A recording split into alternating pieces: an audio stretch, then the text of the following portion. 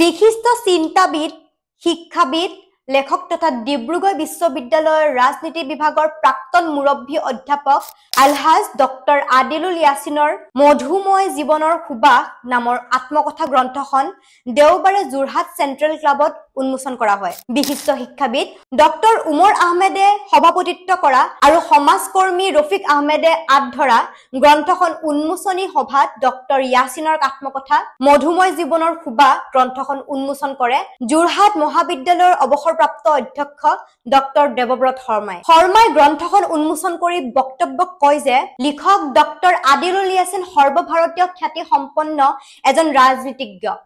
যিহেতু তেওঁ জৱাহৰলাল নেহৰু বিশ্ববিদ্যালয়ত অধ্যয়ন কৰাৰ পাছত ডিব্ৰুগড় বিশ্ববিদ্যালয়ত ৰাজনীতি বিভাগৰ মুৰব্বী অধ্যাপক ৰূপে কৰ্মৰত আছিল। এই গ্ৰন্থখনত তেখেত 60 বছৰে লিপিবদ্ধ কৰা দিনলিপিৰ কিছু ইতিবাচক কথা উল্লেখ কৰিছে। তেখেতে ছাত্ৰাৱস্থা আৰু চাকৰিকালৰ সময়ত সন্মুখীন হোৱা বহু ঘটনা, বহু কথা এই গ্ৰন্থখনত উল্লেখ কৰিছে। গ্ৰন্থখনত উল্লেখ কৰা তেখেতৰ কিছু লিখনিয়ে আমাক এটা পথৰ নিৰ্দেশনা দিয়ে। সেই নিৰ্দেশনা হৈছে সুস্থ চিন্তা চৰ্চা, সকলো জাতি জনগোষ্ঠীক এক গোট কৰা, সাম্প্ৰদায়িকতাৰ বিপক্ষে থিয় দিয়া আদি সকলো কথা সামৰি এক তত্ত্বগধুৰ লিখনি এই গ্ৰন্থখনত তেওঁ উল্লেখ কৰে। আনহাতে লিখক ডক্টৰ আদিলুল ইয়াছিনেও তেওঁৰ বক্তব্যত কয় যে মই আত্মজীৱনী লিখিম বুলি ভবা নাছিলো। 1965 চনৰ পৰা 2024 চনলৈ দিনলিপি লিখিছিলো। সেই লিখনিবোৰ এদিন ভালকৈ চোৱাত দেখিলো যে তাত ইতিবাচক আৰু নেতিবাচক বহুখিনি সম্বল আছে। এই গ্ৰন্থখনত যোৰহাটৰ বহু পুৰণি কথা, যোৰহাটৰ তাহানিৰ বেপাৰ বাণিজ্য,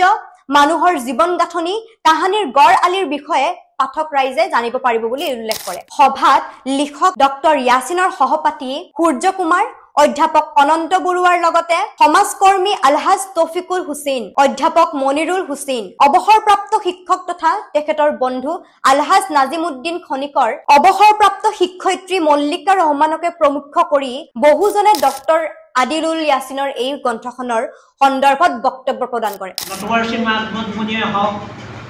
তেওঁলোকে সম্পূৰ্ণভাৱে তেওঁলোকৰ জীৱনটো উদঙাই দেখুৱাইছে। মই তেনেকৈ মোৰ জীৱনটো উদঙাই দেখুৱাব নোৱাৰোঁ আৰু এইটো সম্ভৱো নহয়। যদি দেখুৱাই দিওঁ ইয়াৰ বেলেগ বেলেগ পৰিস্থিতিৰ সৃষ্টি হ'ব পাৰে।